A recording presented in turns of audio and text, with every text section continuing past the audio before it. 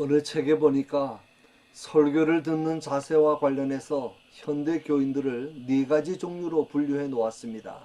첫째, 스펀지 같은 교인입니다. 스펀지가 모든 물을 빨아들이듯이 설교의 내용을 분별 없이 무조건 다 받아들이는 사람입니다. 둘째, 깔때기 같은 교인입니다. 깔때기는 모든 것을 다 받아들이지만 동시에 그것들을 또 다 내보냅니다. 모든 가르침을 다 받아들이지만 그것들을 그대로 다 쏟아내보내는 사람이 있다는 것입니다. 셋째, 여과기 같은 교인입니다. 여과기는 쓸모없는 것은 남기고 가치 있는 것은 다 내보냅니다.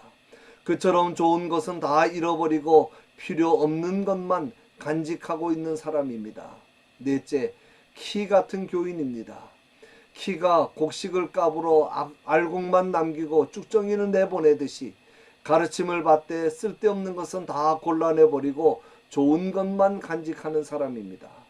우리는 모두 네 번째 키 같은 교인이 될 수 있기를 바랍니다. 믿음은 들음에서 나며 들음은 그리스도의 말씀으로 말미암는다고 했습니다.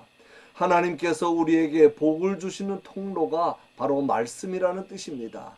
믿음이 있어야 구원을 받는데 그 믿음은 말씀을 듣는 과정을 통해서 주신다는 것입니다. 그런데 문제는 하나님의 말씀을 들으면서도 믿음을 갖지 못하고 죽어가는 사람들이 많다는 것입니다. 이단들이나 자기 욕심과 야망에 사로잡힌 설교자가 전하는 잘못된 말을 들으면 죽는 것이 당연하지만 하나님의 생명의 말씀을 듣는데 왜 죽습니까? 한자리에서 같은 말씀을 듣는데 왜 어떤 사람은 영적으로 점점 더 성숙해지고 생명을 얻고 삶이 윤택해져 가는데 왜 어떤 사람은 점점 메말라가고 죽어갑니까? 그 이유가 귀에 있습니다. 그래서 귀 있는 자는 들으라고 말씀하는 것입니다. 귀와 마음은 같은 뜻입니다. 귀가 있다는 말은 듣고 깨닫고 순종하는 좋은 마음밭을 가졌다는 뜻입니다. 농부가 씨를 뿌릴 때 같은 씨라도 떨어지는 땅이 어떤 땅이냐에 따라서 그 결과가 달라지듯이 하나님의 말씀도 듣는 자가 어떤 귀나 어떤 마음을 가졌느냐에 따라 결과는 엄청난 차이로 달라진다는 것입니다. 그러므로 무조건 말씀을 많이 듣는 것이 중요한 것이 아니라 먼저 마음밭이 좋아야 합니다. 예수님은 사람이 가진 마음밭의 종류를 네 종류로 나눕니다. 나는 어디에 속하는 사람인지 한번 생각해 보시기 바랍니다. 첫째는 길가와 같은 마음을 가진 사람입니다. 길가는 밭과 밭 사이로 나 있는 좁은 농로를 가리킵니다. 이곳은 사람들이 늘상 지나다니는 곳이기 때문에 항상 단단하게 굳어져 있습니다. 이런 곳에 씨가 떨어지면 뿌리가 내리기 어려워 시간이 지체되는 동안에 새들에게 발견되어 먹혀버린다는 것입니다. 그래서 길가와 같은 마음을 가진 사람은 아무리 좋은 말씀을 많이 들어도 깨닫지를 못합니다. 그리고 새들은 악한 자라고 했습니다. 같은 말씀을 기록한 마가복음에는 사탄이라고 했고 누가복음에는 마귀라고 했습니다. 하나님의 말씀을 들으면서도 즉시 깨닫고 실천하지 않으면 사탄이 마귀가 와서 구원을 얻지 못하게 하려고 그 말씀을 빼앗아 간다는 것입니다. 길가와 같은 굳은 땅은 다친 마음, 굳은 마음, 고집스러운 마음, 완악하고 교만한 마음을 가리킵니다. 이런 마음을 가진 사람들의 머릿속에는 자기의 주관이나 지식이나 경험이나 상식이 고정관념으로 꽉 차 있기 때문에 하나님의 말씀이 들어갈 틈이 없습니다. 그러므로 아무리 들어도 깨닫지 못하고 깨닫지 못하니 변화될 수가 없습니다. 그래서 마귀에게 말씀도 빼앗기고 구원도 빼앗기는 것입니다. 둘째는 돌밭 같은 마음을 가진 사람입니다. 더러는 흙이 얕은 돌밭에 떨어짐에 흙이 깊지 아니하므로 곧 싹이 나오나 해가 돋은 후에 타서 뿌리가 없으므로 말랐다고 말씀합니다. 곧이어 예수님은 돌밭에 뿌려졌다는 것은 말씀을 듣고 즉시 기쁨으로 받되 그 속에 뿌리가 없어 잠시 견디다가 말씀으로 말미암아 환난이나 핍박이 일어날 때에 곧 넘어지는 자라고 해석해 주십니다. 흙이 얕은 돌밭은 겉은 복음을 받아들이기에 부드러우나 속은 아직 채 깨지지 않은 완악한 마음 상태를 가리킵니다. 처음에 하나님의 말씀을 들을 때는 기쁨으로 받아들입니다. 빨리 감동받습니다. 은혜 받는 것 같습니다. 그래서 처음에는 쉽게 싹이 납니다. 그러나 마음속에 자리 잡고 있는 완악하고 교만한 마음 때문에 말씀이 뿌리를 내리지 못해 옳고 그른 것을 판단할 수 있는 분별력이나 믿음의 확신이 없기 때문에 환난이나 핍박이 오면 곧 넘어지는 자라는 말씀입니다. 셋째는 가시밭과 같은 마음을 가진 사람입니다. 여기는 흙이 있는 곳입니다. 흙이 있고 옥토인데 함께 자라는 가시들이 많습니다. 잡초들이 많습니다. 그 잡초들, 가시들 때문에 영양분을 다른 데로 다 빼앗기고 맙니다. 아무리 좋은 씨앗을 심어도 잡초들이 우거지면 영양분을 빼앗겨서 자랄 수 없습니다. 조금 비실비실 자라다가 죽어버리고 맙니다.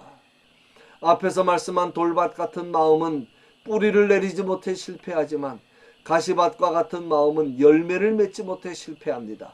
처음에는 하나님의 말씀을 잘 받아들입니다. 오랜 세월에 걸쳐 잘 자랍니다. 그러나 의와 성령의 열매를 맺지 못합니다. 가시덤불을 제거하지 못했기 때문입니다. 가시떨기에 뿌려졌다는 것은 말씀을 들으나 세상의 염려와 재물의 유혹에 말씀이 막혀 결실하지 못하는 자라고 말씀합니다. 본문에는 세상의 염려와 재물의 유혹 두 가지만 말씀했는데 누가복음에는 가시떨기에 떨어졌다는 것은 말씀을 들은 자이나 지내는 중 이생의 염려와 재물과 향락의 기운이 막혀 온전히 결실하지 못하는 자라 향락을 첨가시켜 말씀합니다. 세상의 염려와 재물의 유혹과 향락이 말씀의 기운을 막는 가시, 즉 장애물이라는 말씀입니다. 사실 이 세 가지가 신자들이 신앙생활하면서도 제일 버리지 못하는 것들입니다. 그래서 열매 맺는 신앙생활을 하지 못합니다. 세상 염려를 주님께 다 맡겨야 합니다. 재물의 유혹에 빠져 하나님과 돈 두 주인을 섬기면 안 됩니다. 세상 향락이나 취미를 주님보다 더 사랑하면 주님께서 원하시는 열매를 맺을 수가 없습니다. 넷째는 좋은 땅, 즉 옥토와 같은 마음입니다. 좋은 땅에 뿌려졌다는 것은 말씀을 듣고 깨닫는 자니 결실하여 어떤 것은 100배, 어떤 것은 60배, 어떤 것은 30배가 되느니라. 누가복음에는 좋은 땅에 있다는 것은 착하고 좋은 마음으로 말씀을 듣고 지켜 인내로 결실하는 자라고 했습니다. 좋은 땅은 식물이 자라기에 적합하도록 잘 개간이 되어 돌과 잡초가 제거되었을 뿐만 아니라 충분한 수분과 햇볕이 제공되는 옥토를 가리킵니다.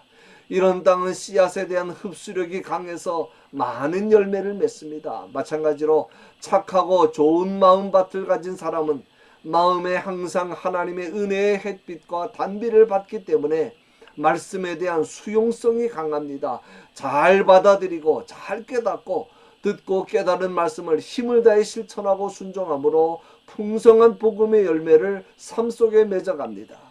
이런 땅만이 추수 때에 농부를 기쁘게 할 수 있는 것처럼 이런 마음을 가진 자만이 하나님께 영광과 찬송을 돌리는 삶을 살 수가 있는 것이고 이런 자들을 통하여서만 하나님의 나라가 확장이 되는 것입니다.